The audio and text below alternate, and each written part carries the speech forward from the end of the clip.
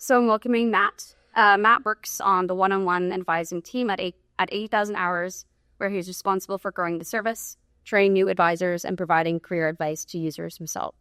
He also hosts the Actually After Hours podcast at 80K, a new spin on the 80K podcast, letting you get to know more 80K staff and some special guests in a highly informal context. Before joining 80K, Matt was a lawyer at a global law firm and helped create the EA group at Harvard Law School. Thanks for being here, Matt. That's great. Thank you, Julia. Sounds like I'm on. That's good. Okay, so my talk today is about how not to waste your career. I'm from 80,000 Hours. We give career advice. Advice is kind of perilous. I think especially when it's addressed to like, how many people do we have here? Like 50 or 60 people who all have kind of diverse backgrounds, experiences, perspectives, and things like that. So it's just like very hard to like actually give the advice that each one of you needs, especially to all of you at once. It's kind of one of the nice things about being at a one-on-one service. So my talk today is like very conceptual, very high level, and a lot of the onus is going to be on you to like think about how these like high-level concepts might relate to your own situation, and then apply them and think about it. And of course, as is my remit, come and speak to us and our team one-on-one to kind of hash that out and see how that works. But it's basically just based on my experience having talked to something like 800 people now, and just like some general trends that I think I recognize and just the way people are orienting towards how to have an impactful career. So kind of, I don't know, but that kind of preamble out of the way, here are the three things that I need to talk about. One that I find people are just like often very interested in is like, how does 80K see the world? How are you thinking about what your products are, what you're doing, how you're addressing your audience and stuff like that. So I have a few slides on that. Then I'm going to talk about the two things that I see, the ways that people waste their careers, partially, wholly, whatever. And then I will talk about how to minimize waste. I'm also now noticing that, are you guys seeing 111? All right, everything is a priority. Great. So 80,000 hours. There's some of my colleagues in the picture. Our basic theory obtained is like, how do we get the world's most talented people working on the world's most pressing problems? All right, and like, what do we have in our repertoire to like make this happen? Basically just words, right? We have a website, we have a podcast, we have a job board, we have a one-on-one service. This is all very language-based. We just like choose what to say. We try to convey some ideas. And those ideas are roughly like, all right, explanations of what seems pressing, why it seems pressing, why things are important, why you should care, these sorts of things. And then descriptions of how to make progress, largely just based on like people that we've seen make progress on these problems in the world and what they've done, what worked and what hasn't. And hopefully there's just lots of lessons to be learned, lots of things that people can get excited about and adopt in their own kind of career journey. Okay, so that encounters some problems. Like, all you have is words and you like care about these problems and you want really talented people to go and solve them. One is like, why is anyone going to look at your words? There's lots of words on the internet. I hear 40 trillion, roughly for the iPhone. That's a little inside joke. And why are they going to choose your words? Why are they going to care? And I feel like one thing that we do, and one just like story that I hear from users is like, how did you find 80K? What do you know about us? It's like, well, people Googled, how to find a job, how to find a good job, how to have an impactful career, these kind of things. It's like, oh, 80,000 hours, like what do you read? And by like worry, problem number one is I think that people who like come into 80K this way are thinking like, oh, here are some people that have a job for me. And it's like, oh, thank God you're here. We were just waiting for someone to show up, and now we have this job, and you get it, and it's great. But I think the real thing that we're trying to do, in my parlance at least, is like inspire stakeholders, or people to like conceive of themselves as stakeholders in these problems, because we know a lot more about the problems than the solutions. I mean, we have some guesses and some examples and some stories we tell, and they're likely useful. But we know a lot more about the problems and why they're big, and we're mostly just like desperately trying to find these really talented and competent people. Importantly, like more talented and competent than us. Like, the old adage, like those who can't do teach. I feel like 80K is a very much teaching platform. It's like, wow, this stuff seems really important. It'd be really great to have great people working on it. If we could do it ourselves, we would. But I don't know, we just kind of know why it's important and want to like express that to the world and do a good job expressing it. And there's value in that, and that's important. But we're kind of nothing without people actually like picking up the problems and ideas and interventions and doing a really good job with them. So we're like totally dependent on our audience in some ways like eclipsing us. And it's like an awkward situation to be in because like we can't do it all for you. It's like if we could do it all for you, we'd just do the stuff and like solve the problems. But we really need our listeners to kind of take up these problems, invest in them themselves, and independently do these two things that I have on the slide here. One is to calibrate, right? Just like really get the ideas down and right. And like we start out here at a high level, we describe things, it's all right. But being able to take that forward in greater detail, in just more thinking about what could go wrong, what works, what doesn't, why, and even the conceptual stuff about what's important. And I think like a scientific mindset is like super useful for that. Just being able to experiment with like lots of different framings of these callings, lots of different perspectives. And just integrating all that into like a really robust world model that lets you make a lot of progress on these really complex problems. And the other one is urgency. It's like you can have all the knowledge and understanding in the world, it'd be great, but like if you don't like have the motivation to like put in many hours a day of like focus and energy, the chances that you're gonna make a ton of progress just seem kind of low to me. The people who have like done big things just have worked like very, very hard. And like, how do you work hard? I think that's like the other part of our problem. Namely, like David Friedman is this like libertarian economist, and I think he has a very good taxonomy of the only reasons that people do things. Right? He says love, money, and force. I think that like money and force are pretty straightforward. We talk about them in like cynical models of the world all the time. I decompose love into three things here. So what I call actual love is like the love you have for your family, like this deep relational human thing where it's like, if my dad or my sisters need something from me, I'm just going to say yes and not think about it. There's like no further calculation that's going to happen. And that's great. That's incredibly rare. And that's like not the kind of thing that, aims at the things that EA aims at, which is like impersonal altruism. Like, how do I help the most strangers possible, which is like a rough approximation of what we're doing. So I think that's kind of out, right? But there's these other two kinds of love. And you're like, I don't know, I'm fudging a little bit here, but I think these are real. One is this interest. Like, I love this thing. These ideas are just like fascinating and I'm so into them. And they seem important. And I think that's like a big thing that we're doing at 80,000 Hours. Where like we put out the articles and these podcasts that people just like find fascinating. It's like, oh my God, I love the way that this like guest of yours thinks. I really like scoping these problems and figuring out what's important. And then the other one is community, right? It's like, well, if you have something interesting and a bunch of people like it, maybe a bunch of people get to talking and they have conversations of their own that really matter. And this is just like extremely motivating for people. Like I think in my own case, if I didn't like bump into some EAs in law school as I did, I like wouldn't be here. I wouldn't be doing this stuff. I wouldn't care as much. It'd just be hard to like maintain my motivation to like work on important things. And then yeah, like we have some money, but I think like an important caveat to that is like it's definitely not unlimited, and it's also just kind of like worse than like money elsewhere. If you think about like all the things that really talented, well-educated people can do in the world today, from like consulting to big tech to banking to finance, like those salaries are just going to be higher than the salaries of the people who I think are doing the most important work in the world. And that's just like this year, right away, the first thing you do. And I think there's another thing going on that I kind of reflect on in talking to people and thinking about the really talented people in my life, where like those other like mostly for-profit kind of industries, like they're also going to be like more reliable over the long term. Like they have a business model. They have like this constant flow of new money coming in where like just like reasonable confidence that you can build a 20 or 30 year career there and you're always going to be good and crushing it on the money front. And money is just like important. People care about it. It matters. So we have some money, but I think people are always going to have this other kind of better option. Not always, but like in many, many, many cases, they're going to have this other better option. Hence, like, I don't know, these two decompositions of love seem like really important. Like people really need to be interested and care about the thing. And then people probably also just need to have a sense of community and mutual respect between other people who care about the thing. Great, so here's what we need users to do. Go figure out if you love this. And hopefully like our content and our products are going to help you figure that out relatively quickly. But then of course there's the handoff, right, to stakeholdership, where it's like, all right, now you've got to take the banner and eclipse and go deeper and understand the problems better and be more motivated by them and kind of build your own kind of intellectual edifice around this. And that's what being a stakeholder is about. So like, here's a rough model of what I think I just went over, right? It's like you kind of start at the interest point here. You're interested, this stuff is really fascinating. You find other people who find it interesting. You have a community done.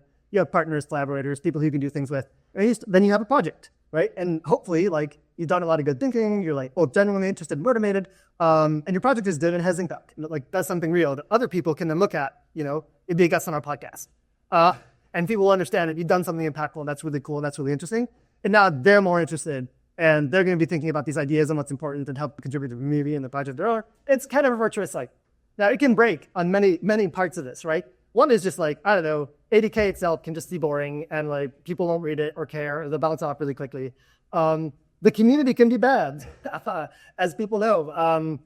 people who are just like missing the mark, people who just like aren't good at like building the basics of a community and like being kind and generous and listening well and contributing well and things like that. And therefore, these kind of connections you need to have the good projects get off the ground don't happen. And then, of course, the projects can be bad, right?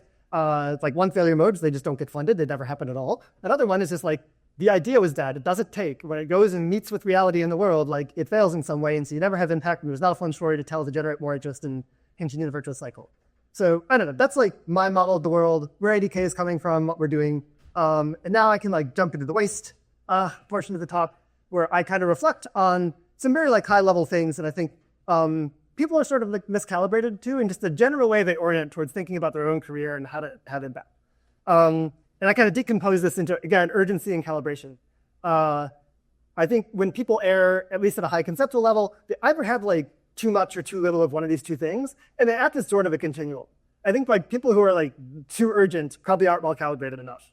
And this next one's harder because calibration as a concept is kind of like tricky. But I think like people who spend too much time just like trying to get it exactly right and know exactly where they are and learn as much as they can, just live in the world of ideas forever, aren't really like going and engaging with the world and doing things that's having impact to like contribute to our arts. So yeah, you can have too much or too little of either, and like, I don't know, basically gesture at like some failure modes here that you can again apply to your own case. So cool. Urgency is really important, maybe for obvious reasons. Big, important problems that are time sensitive and hugely neglected, right? So it's like very urgent that like the people who are talented enough, or the most talented, or like the best people to build the organizations and projects and things that you need to solve these like really neglected underscope problems, are just like rare. And the sooner they get working, the more they can like compound good solutions to problems and build good projects. Yeah, it seems just really important to bring people in. And that's why like ADK is like trying to have such a wide reach in the world and reach as many people as possible, because like somebody out there is going to like do the thing that makes a ton of progress on AI and animal welfare, which are like, I don't know, personally, when I think are the two most important problems, and I think they're like also importantly pre-paradigmatic, and I also said this word like underscoped. Like I don't know, we have a lot of stories about Iris. I think you read about it in Darren's book and a number of other places. But do we really have like a clear like even framework for how to think about like what's really going to make progress on AI? I don't know. There's lots of different ideas out there. Lots of people disagree.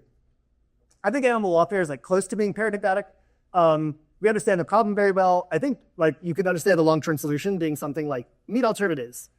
People don't eat meat anymore. That leaves aside like a few things where it's like, one is like, how do you get widespread adoption? That seems really hard. And another one is like wild animal suffering, which doesn't really have to do with what people eat so much as like a million other social and ecological factors in the world that like I don't think we've like properly understood. And I'll just like contrast these like pre-paradigmatic fields with more paradigmatic ones. Like biosecurity, we kind of know how viruses like spread and grow and go around the world, and like the shape of things you would need to do to stop them, like figure out the different ways they can originate. And we kind of know it's like either someone made it in the lab or it came from, some animal origin or something like that in nature. You can kind of index these, think about how they happen, and then like build the tools and structures to like monitor and counteract them. And we have like a bunch of ideas there, seem pretty good. Global health, I mean, like the world is full of people. We're all like concerned with our own health, all working and thinking on that. And we just like have rich countries that have solved basic health and sanitation problems. So we have these like really clean historical examples of times that this problem has been fixed. And all you got to do is find a way to move resources and scale and replicate that in other contexts. So it seems paradigmatic in that way. And like, obviously, yes, you need like this big urgent shift of resources to solve that really big problem. But at least you kind of like know where you're going and what you're doing. And so ADK focuses on these other problems. Probably AI and biosecurity like more specifically, but I think animal welfare is like up there and really matters. And this is like the urgency of just needing really top talent to like scope these unscoped things. And so here's like the classic urgency failure mode. And the thing that a lot of people have just told me in my one conversation. People feel like, the call of like consulting and finance and things like that is like, I went to a good school, I see all my peers, they're going into iBanking. Oh, it's going like really well for them. Their parents are so happy. They have the nicest clothes and houses and all this stuff. And like, they're gaining really important professional experience. So why don't I just do that for like, 5-10 years, something like that. And then, I'll do all this really challenging stuff, figuring out what's important. And I'll have enough money in the bank and I'm totally secure, not worried about anything. And it's like, man, making promises 10 years out, those are hard to keep. So I feel like, in some situations this makes sense. I think it's important to build professional skills, But I do get the sense that some people just aren't being conscious about like how valuable like the next 1 to 5 years are for them just to develop their own understandings and models of the world and figure out what's important. And I just like worry that like when I talk to some people, they're like wanted an excuse to put off this like hard underscope stuff. And they found one. They're like, career capital, something like that. You said that, right, ADK? It's like, yes, we did. But like, be really deliberate about when you're building career capital, what you're building it for. And I think like thinking about problems and calibrating yourself during these times is really important. And I think some people just like aren't taking it seriously because they have good, safe options and they can tell themselves a story about like, oh, I'll have impact later or something like that. So I think that's like something to be really sensitive to. Now we can talk about calibration, right? And here's like something almost on the like opposite side. If you're thinking about like very conventional tropes about how people think about impact, these are like your activists, right? Who are like, I heard about a problem yesterday. It's the biggest thing. I need to like scream at everyone in the world about how it's so big and everyone needs to get their shit together, even though I haven't thought about it very much. And here's where like, I want to say, go ahead and take like years if you need them to think really carefully about why a problem is a problem and why it's not solved and what resources in the world like need to be marshaled and why they haven't been marshaled. And what your plan is for marshaling some of those resources or like executing on some like high level plan you might have and all the ways it can go wrong and thinking really carefully about this before you like dive into something with your true peep burst with like your whole career and all of your own human capital and things like that. And it's just hard on the substantive end of like deciding what to do and what's important and what's valuable. And the other thing, there's also just like a personal end of this where it's like, all right, maybe you even have like substantively like pretty robust and strong views about what's important and why and what interventions you want to push forward. But then like, you go and you put yourself in this community or any other community that like cares about solving problems and you need to like figure out where you fit in. And I worry like just from an ADK perspective that the thing we do is we tell these like really optimistic stories about how like you can be just amazingly identical. You can found your own organization. It's going to have a totally new theory of change. It's going to be great. All you got to do is go. And people are like, okay, I believe in you. Yes, like let me go and do this. And so I'll attend all the events. I'll talk to people all the time, and I'll just be going really fast and always just trying to like, be on top. And then like things just don't materialize for some reason. My org never gets founded, never gets funded, like something like that. Like what's going on? I'm doing what ADK told me. And I suspect this is a failure of calibration. You're not really listening to like feedback. And I'm probably already on the next slide here. So like here's the classic like failure mode. Like I said, activists, right? I think Just Stop Oil is like a pretty good example of this. Climate change, super real problem. Origin of the problem. People, companies emitting too much CO2, too many other pollutants, things like that. All right, so like, guys, it's a simple problem. Just stop oil. Obvious, let's just stop and just like, but like, I don't know what pouring soup on a painting or spray painting Stonehenge or gluing yourself to things or blocking traffic is really doing to actually change those behaviors that are causing the problem. In fact, like, I don't know, I suspect you're like turning people off. Admittedly, you're turning me off quite a lot from like wanting to care or engage with your issue. So like, this is kind of being too hasty, right? It's like, there's all this thinking you could do. And we had like some really good podcast episodes on climate change and some really like clever solutions that don't involve like changing the minds of millions of people who have strong incentives to like burn fossil fuels. But rather just like getting a small group of people together to work out a technical solution. Like, all the improvements that we've seen in like solar and wind power, a lot of like more targeted advocacy towards like, building and maintaining and keeping nuclear plants online longer to reduce emissions. I think these things have done huge things and they've been met with relatively little pushback, but they were neglected for a really long time and they're just like kind of coming online now. Just to give like a counterexample to the just stop oil situation. And I do feel like, even in the EA world, I think a lot of people are just like, I love these ideas. I'm really excited about them. I want to be a part of them. I want to be at the center of them. And yeah, you can just like kind of pound that table for quite a while. And then like never really notice that like, oh, there was a ton of feedback and things you could have taken and progress you could have made. And again, I feel like the ADK is partially responsible for this. Again, because we just tell the most optimistic message. We say like, you can do it. You can be at the top. And like, I think this is true. I just don't know like for whom, because it's really hard to know like who our users are. Even when we talk to people one-on-one, it's like, we have you fill out a document and you maybe spend 30 minutes to an hour filling out a document. We read it for 30 minutes. We talk to you for an hour. And it's like, well, that gives us some information about you and what you want to do, what your perspective is and what your value might be. But it's still just like very, very little. And so I think we still just fall into this trap of telling the most optimistic story. Because I think it's emphatically worth like finding out I don't know how like interpretable these graphs are. Basically, if we had 10,000 people that were just like, I love ADK, I like want to follow all the advice, great. Here's how I imagine like the next 10,000 people that make that claim to themselves, kind of like finding their comparative advantage for impact. Basically, the value is going to be in this like dark blue section where you have like 3% of the people producing like 40% of the value. And also, guys, to be clear, Connor asked me to take the numbers off these slides. These numbers should not be here. This is totally for illustrative purposes.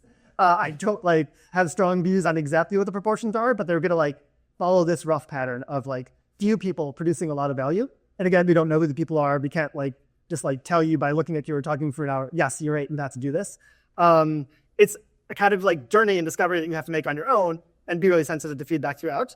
So like absolutely invest. It's just worth investing, even when you're uncertain, in seeing whether you're going to be in one of those 3% rules that produces 40% of the value.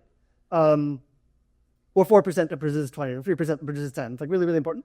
But I think at the end of the day, the next 10,000 people that are really excited about, you know, the content that ADK puts out there in the world are going to be earning to give / engag, engaging with the community and ideas. Because I think there's just lots of things that you can contribute without having a full-time job, without being part of some very core focused organization aiming directly at the problems.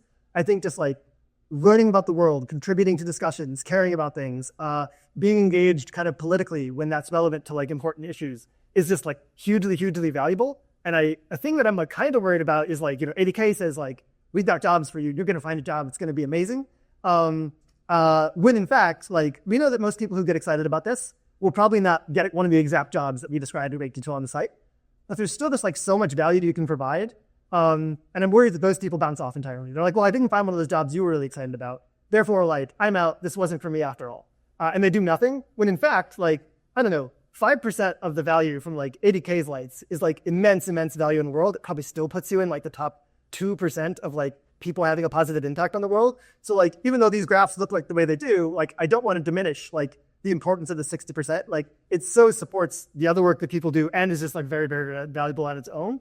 So I don't want our message, like, I don't know, cause people to think there's only one way to be really impactful, or to be like upset when, like, I don't know, like they had this expectation and it was not with a different reality. Because this will be the case for most people, and I think that's just like so fine. And I'll talk in a later slide about kind of our iPhones continuum. Like, I'm not in the top, 1% of EAs. I'm not in the top 10% of EAs probably doing impactful work in the world. And I think it's be a real stretch for me to get there. I should try. I should still invest, even though I'm like further in my career than many of you are. And I think it's worth that investment. Great. So here's just like another way to visualize it. Again, it's worth the investment to see if the bars are big, but the head count is low. But still just like really valuable and great if you're in the place where the head count is high, but the bars are small. Cool. So I think I've probably like foregrounded a lot of what I'm going to say in this next part about like ways to avoid waste. So maybe we'll go through this quicker and get to Q&A. Cool. So the basic sequence over time, you should think about your career is like, first thing I'm going to do is calibrate on ideas. Figure out what I really believe. What's really important. Engage with a bunch of ADK content. Have a lot of conversations, figure these out. The next is I'm going to act. I'm like, okay, I've talked a lot about ideas. I figured out what I think is important. Now I am going to test. I am going to apply for roles. I'm going to propose projects. I'm going to apply for grants. I'm going to like do things that like let me find out whether I'm in that tail that produces so much of the value. And then 3 is like, all right, I've done that for a while now. Let me reflect and think about where I'm at and what might be going wrong. So maybe I can like cycle back and act urgently again. Or just realize that like my comparative advantage, the place I'm ultimately going to end up in the community, is not in the things that ADK writes 5 articles about, being an alignment researcher, being the head of like a major government department working on AI or biosecurity or something like that. But just like a really like talented, member of the community who cares and supports other people, who does some earning to give, and who just like, I don't know, helps these ideas like make the kind of progress in the world that they need to make, which is not necessarily like blasting it out to like everyone who will listen, but just like spreading them among people whose opinions matter, who can hear. Great. So step 1, calibrate on ideas. Really do cause prioritization. I think that a lot of people in urgency kind of skip this a bit, where they're like, a cause that I care about was on ADK's list. So I'm super, super excited, and I'm just going to run headlong into that.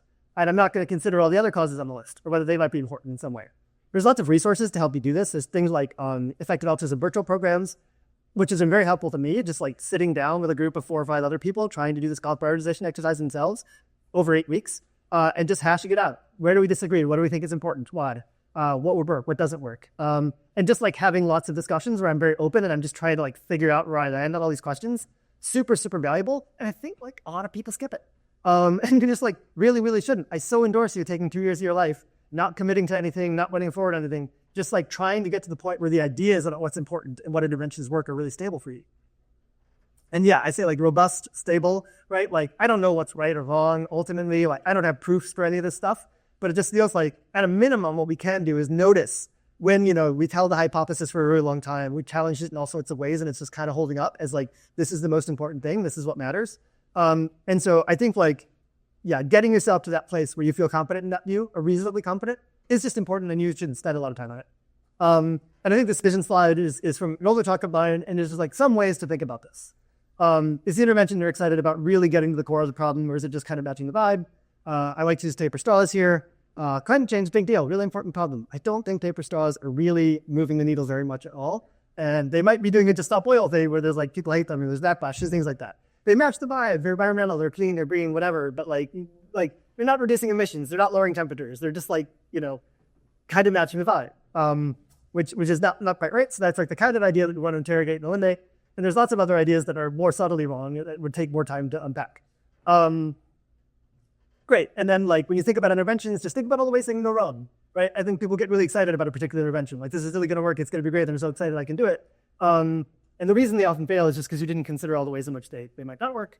And then again, like I think one very common failure mode is like your plan relies too much on convincing too many people of too many very specific beliefs. Like it is very, very hard to change people's minds. Like it's hard enough to change your own, let alone other folks. So if your plan really relies quite heavily on like moving a lot of people's like object level opinion, I think this is like the lesson of like vegan and vegetarian advocacy for like many decades. It's like we tried to convince people to be vegan for ethical reasons like us. And for some reason, like that number just stayed flat at 2% of the population like forever. And it was a long time before people realized, oh, maybe these more sideways things like welfare initiatives, like meat alternatives and stuff like that are going to move the needle more rather than explicitly changing people's minds. So that's just like one example of the way like a theory of change that seems really exciting can just break down. You should kind of consider it advanced. And then of course, always understand why people disagree with you, because that's where you're going to learn most, right? Like your peers should be roughly as like smart or capable as you. And when there's disagreements, that's interesting. That's like space to notice that. You have room maybe to change your own plans.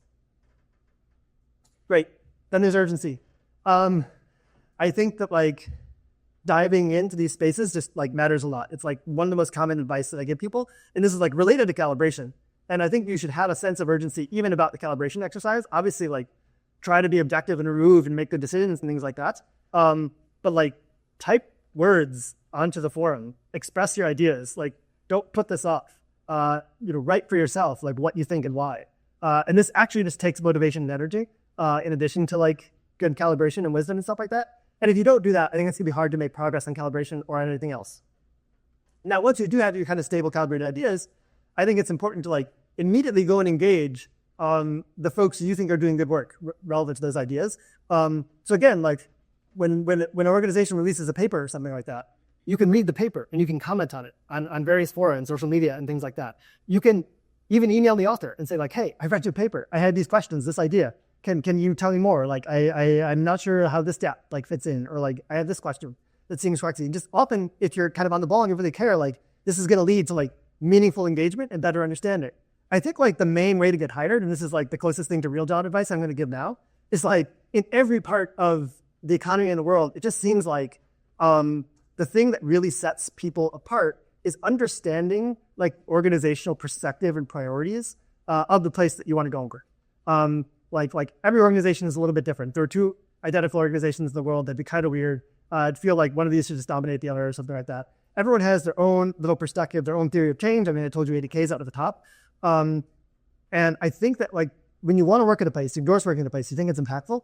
I think just like kind of staring at it for a long time and being like, what do these guys think they are doing that is different than what everyone else is doing? And why is this important? And why is this compelling? And if you really internalize and understand that, and then you can express it to the people who are doing it, you do own it, like they notice that. That's rare. I've been involved in hiring at 80K, and I told you our theory of change, and it's like we sometimes get hundreds of applications for a role, and it just seems like it's just like only like a handful are like doing anything like this. So there's just real opportunity there. Like people who are doing important work or think they're doing important work are really kind of hungry to find more people who like share their perspective or understand their perspective and like want to push it forward. And people just had trouble expressing that. I think it's because they don't put the time in. They don't really like put the time and effort into doing it. So I say convert caring into value. If you just like care a lot about a certain perspective on the world or a certain set of interventions, take time with it, really absorb it, try to understand it. Right. I think so often we can just think in our heads that, oh, I get it, or something like that. And then I say, great, well, write me like 3 paragraphs on it.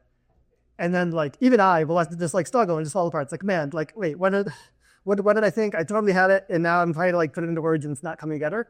That's me noticing that like, oh, I just was under the illusion that I like really deeply understood this. And then like, I needed to put it together. And like, if you actually try and get those words out, maybe it takes a few hours, but like you're already in the upper percentiles of people who are like really engaged on things. Great. And then maybe after you've done a bunch of engagement and urgent apping and writing and thinking, you can then just like see what the feedback is like. You've probably applied to a bunch of roles at this point. You've probably like gotten a bunch of feedback on your ideas at this point. Try to like figure out where you are. I mean, again, like I'm tailoring this talk towards EA, so like think about where you are within EA.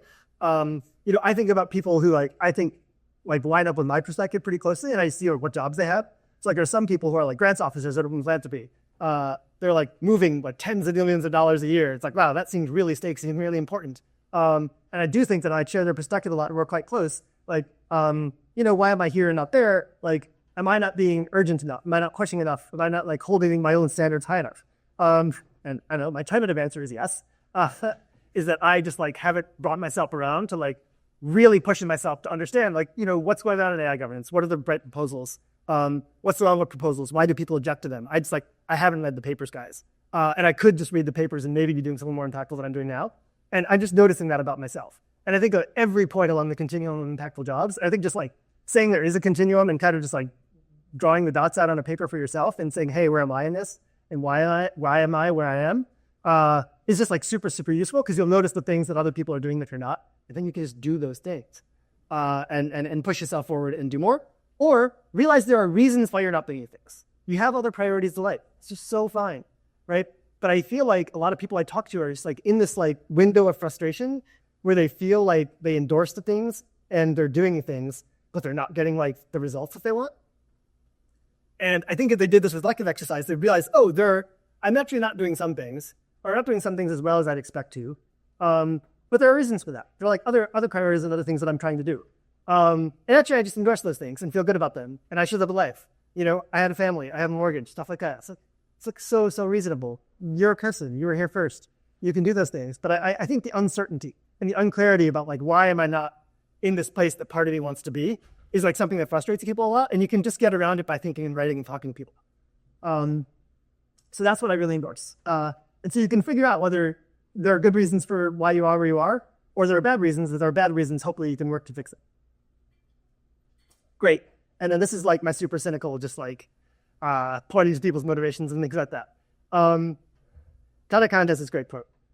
People don't want to be happy. They want to be a particular kind of person.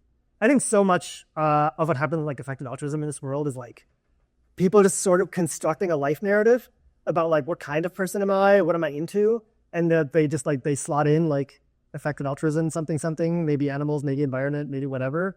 It's like I'm that kind of guy, I'm that kind of person.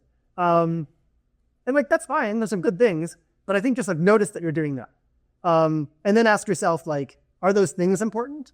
Are like saving the lives of animals and like making progress on problems are really, really important things to you? Or is it something else? Is it like going all the way back to the beginning of the talk? Is it like, I just want a job? And like that's the thing that I'm worried about. And if you just want a job, or more specifically like a title, like I want some high status job, I want to feel important, I want to manage a team, something like that. I think noticing that that's your core motivation is just like really, really helpful.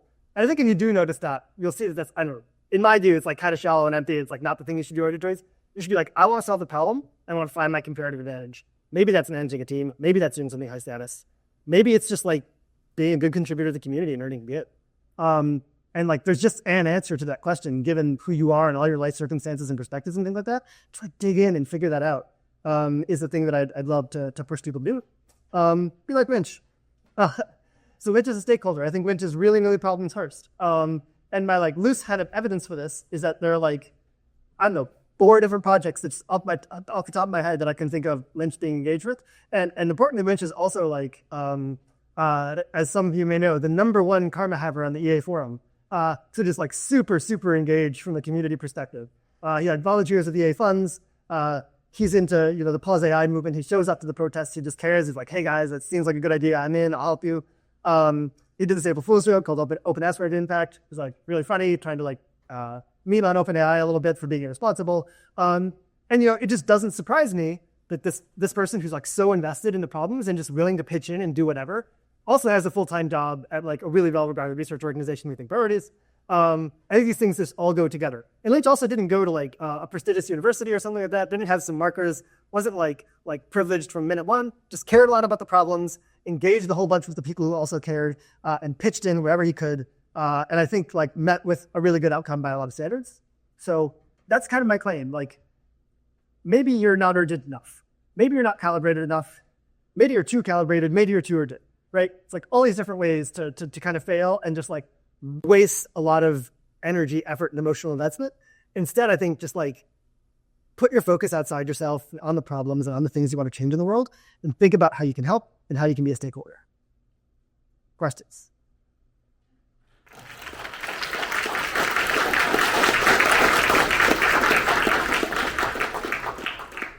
Do you have questions? Yeah, we'll view a question like share map. As I said at the beginning, there's a function on the SwapThread app. Can type in questions. Do you have something, do you have an example of something that you personally changed your mind about or that you've realized after calibrating yourself? Yeah, I mean, I got to say myself and ADK as a whole have recently, just in the last couple months, well, I shouldn't speak for ADK as a whole. I should speak for some members of staff at ADK who interacted a bunch with Benjamin Hilton, who's like one of our writers. Just really thought a lot about like numbers and the quantitative models behind working on extras things and then working on animal things and saying like, these things are actually pretty competitive in my view. Because when you think about the problem of animal welfare, I mean, even just limiting ourselves to backyard farming, it's like 100 billion land animals a year, 1 trillion fish, like on the order of like 10 to 50 trillion shrimp. It's just like, those numbers are just like crazy, crazy, crazy high. And that's just like happening now for sure. AI risk and bio risk and things like that are inherently uncertain. The size and sign of the future are inherently uncertain. Your contribution to these really, really big problems is probably going to be quite small. You have to apply all these discounts. And man, it just seemed like animals were so neglected in addition to being huge. When you actually try to like build out a numerical model, like your potential impact in these spaces just like the error bars just overlap a whole bunch. And so like I think the vibe in EA has been for a number of years, and I've just been like totally in on it. Like X-risk, emergent technology, these are really, really big things. And Benjamin, just like this like constitutionally really skeptical guy, came in and was thorough and built them out, and it was just very persuasive. And so now I've like updated in a pretty significant direction towards was welfare really important, for example. Awesome, thank you. Okay. This one's a bit of a longer one. There was a talk earlier today about nonprofits not being incentivized to release evaluations on their interventions. Operating under uncertainty, how big a bet should we take on working on narrow cause areas? Do we underestimate how many big shots we have in our career to pursue impactful work? It's kind of two-parter. Cool. Can I see that? Yes. Yeah. Yeah. Okay. All right, not being incentivized to release evaluations. And then given that there's so much uncertainty, it's like, how big a bet should we take on working on narrow cause areas? This is where I think you have to hopefully one theme of my talk was like forming your own independent view. And then figuring out what's like robust to uncertainty. I think this is like a case with like a lot of interventions. Like, I don't know, the frontier of AI policy as I know it right now, for example, is like, we just want to know what's going on with new models. What kind of evaluations can we do? What can we learn from these evaluations? What are they capable of? What are they not capable of? Like, just get knowledge to be more public and more disseminated. Whatever your threat models are, like, this just seems like robustly valuable and is like a great way to like hedge against uncertainty. Another thing that you can do is, we talked to like lots of relatively young people about like oh man, or yeah, timelines are really short or something like that. And therefore is like, is it just a waste for me to like learn how to code or think about anything technical? And I'm like, yeah, timelines are very uncertain. The error bars are very wide. So when nonprofits are not releasing their evaluations and things like that and getting you these like things that are close to proofs, these really great numerical models and things like that, I think you just have to like draw the error bars yourself, draw them wide, see where they overlap, and then asks like, okay, under what scenarios, trying to compare apples to apples, are things going to be most important or most valuable or like the best fit for me and who I am? And so I often say this is like under uncertainty, a thing that you can do, assuming that like, you have a reasonably diverse group of people who are like pursuing impactful work, is look for the peas on the streetlight. You just like make the assumptions that are most favorable to you having a huge impact and just like go through that, provided that those assumptions are like reasonable and within reasonable error bars and things like that. So I think like under uncertainty, pivoting hard to personal fit makes a lot of sense. Just think about like, what am I excited about? What makes sense to me? Even if it's just like mostly on the basis of intuition, I think pushing that forward is going to like leave you with the best chance of having an outsized impact. Cool.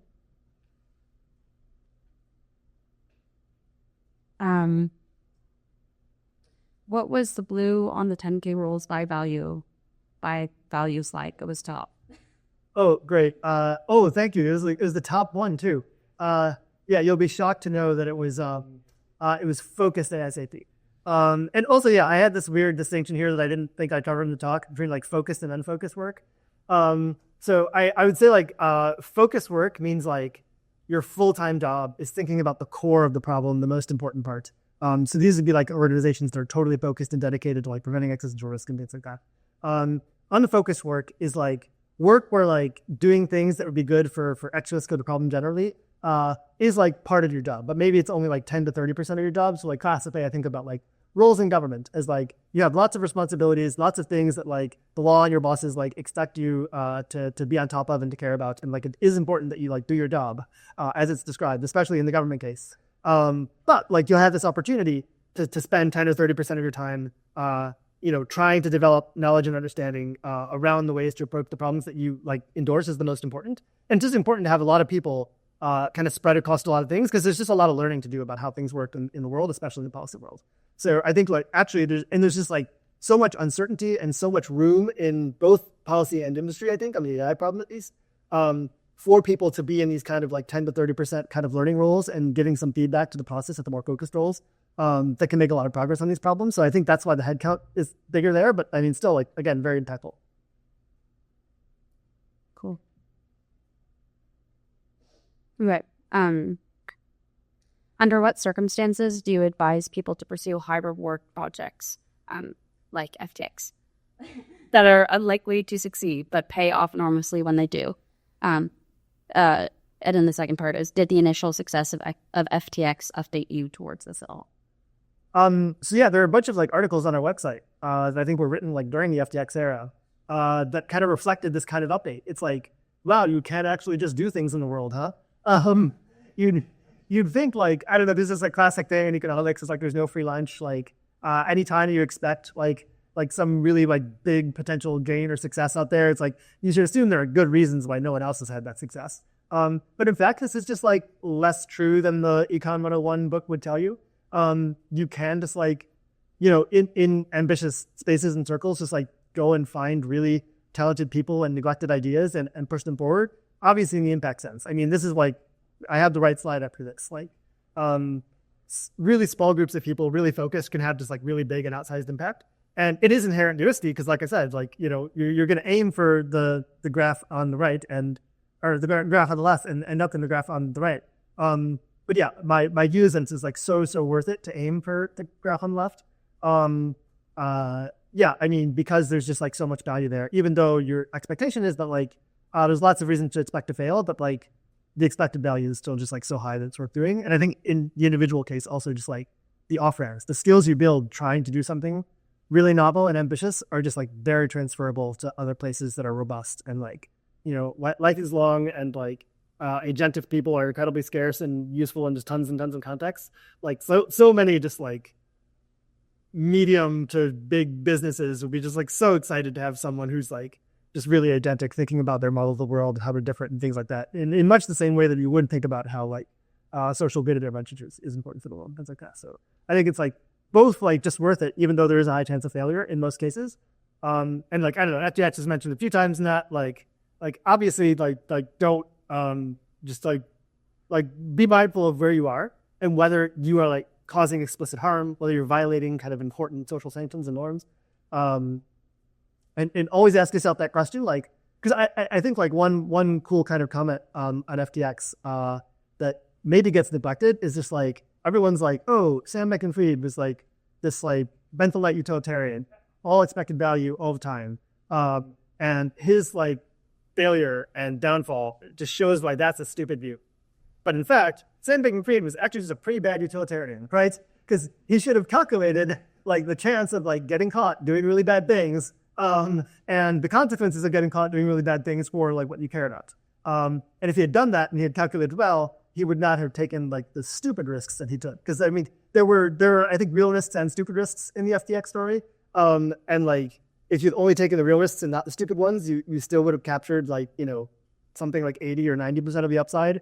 But it was just like squeezing out that last little drop, taking these like unacceptable like kind of risks that just doesn't make sense from I think any perspective.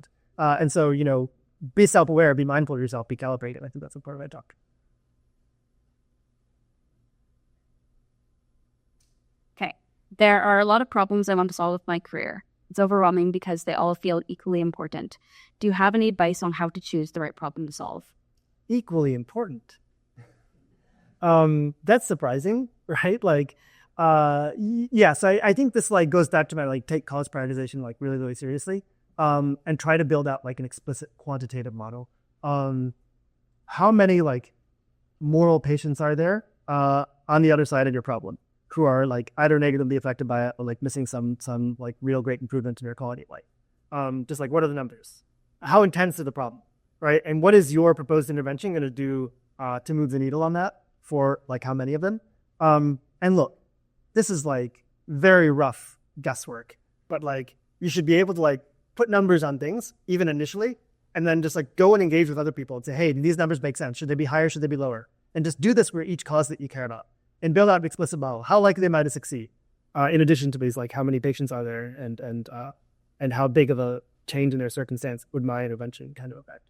And I think if you if you think they're equal, like put equal numbers on them and just like show those equal numbers to people at this conference and other EA circles, and people will disagree with you. That's one of the great things. Like they always tell you like, no, this seems way wrong. This seems off by a order of magnitude. Something like that. Move this up, move this down.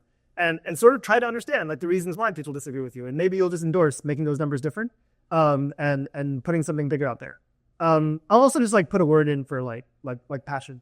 As I said, this is one of those wide error bar situations. So like do try to like narrow the error bars, make them better and be sensitive to like where and how much they overlap. But like, I don't know, if you're still very uncertain and there's still lots of overlap, just again, think about yourself and what makes sense to you and what you're excited about, and do that. Definitely worth like spending a lot of time on the explicit thing. I think if you're in equality right now, that's a sign that you could spend a lot more time on the explicit cobbling. But if you still end up kind of conflicted and finding it tough, then I think you can pivot towards a bit. Cool. I had a follow-up question that, but wait until after I ask this next one. Okay, can you expand on your thoughts on field building?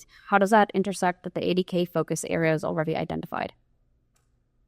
Yeah, so our problem profiles page is, it has many sections to it.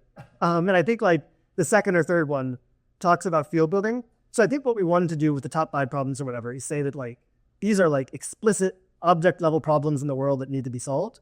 And then we have another thing about like, spreading positive values, building fields, doing things like this that like could be a multiplier on any or all of them.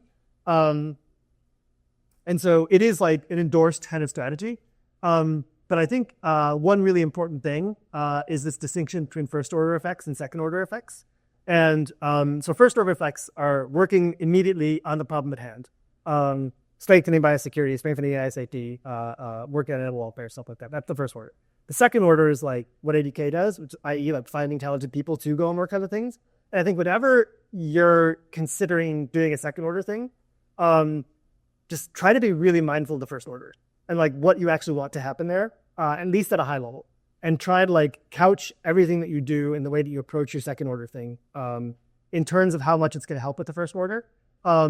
Because sometimes it's not going to make sense. And I think this is like, one reason that like a lot of us on the one-on-one team who are focused on like the very last mile, it's a very cost intensive thing to like talk to users one at a time and like figure them out versus just putting an article out in the world. And so we are really focused on AI and biosecurity. Because we feel like the marginal contributor there just matters so much. So take climate change, for example, like very real, very big, very important problem. But like you look around the world and it's like, man, so many well-educated people are just like really, really focused on this and really into it and really trying lots of things. The marginal person is not going to be worth that much. So once you're going into the second order world, notice that like, okay, like I need to allocate my efforts across first order problems and kind of understand them really well. And I think if you do this well, you can have huge value. As I said in my like urgency slide, I think, like these problems are pre-paradigmatic. It's like really hard to even know what to do. And so getting more brains on the problem just seems really important for these pre-paradigmatic things. Maybe in 5 years, like these things are mostly post-paradigmatic and they just need to be driven forward. And I think that like the part of the pie dedicated to field building is just going to get a lot smaller in that world if we like reach that place. So like these are kind of the factors to be sensitive to. And I think right now, because we have these pre-paradigmatic problems, field building is super valuable. But like hopefully that changes soon and there's like less people like me running around and more people actually doing this stuff. Okay, we're running up on the time, but we have one more. Don't I say follow-up? Or should I say follow-up? No, I'll say that box. No, it's like not. Okay, this is last thing I'll say.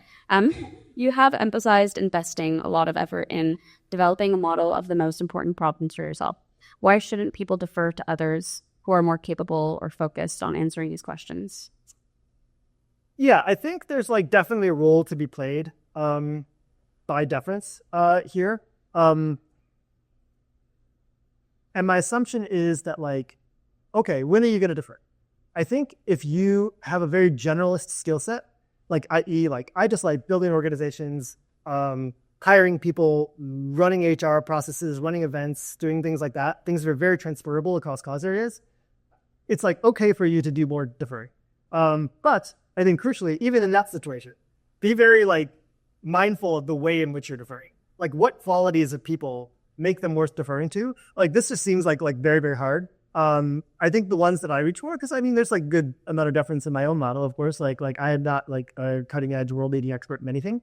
But I just look for like lots of considerations of alternative perspectives by the people I'm deferring to. It's like, does it seem clear to me that they have thought of everything that I've found on this problem and have a good explanation for why they disagree? Are they being thorough? This kind of thing. So, and I think like even doing that much work on like knowing who to defer to is just like quite labor intensive and quite focused and quite a lot of research on your part. So, but I think that's like the minimum, right? And that's for people who are going to be generalists and who are going to like potentially work across a number of different object level problem areas. I think like a lot of the need for great people is in the need for specialists. Again, underscoped pre-paradigmatic things. We need like brilliant minds to like define and scope the problem and come up with novel interventions and things like that. And for that, there's just like, there's no way around like kind of being a frontier expert.